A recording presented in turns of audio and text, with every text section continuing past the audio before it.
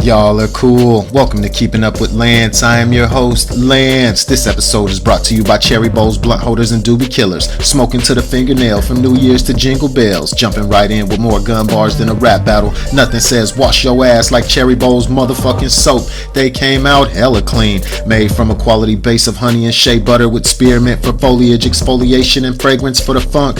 Get the lotion ready cause you about to feel real squeaky freaky after you lather up. Y'all gather up, engage in olfactory orgasmic with fragrances such as citrus get stitches, thug life, outlaw, sexual chocolate, G'd up from the feet up, sideshows and hoes. I do not consent to a search and stone cold killer. This small batch craft soap for gangsters won't cleanse your guilty conscience, but it might wash off some evidence. Even if you ain't up to no good, the motherfucking soap will have you smelling hella good. Man, I gotta put my nose to it right quick. Let me just get a smells like freedom.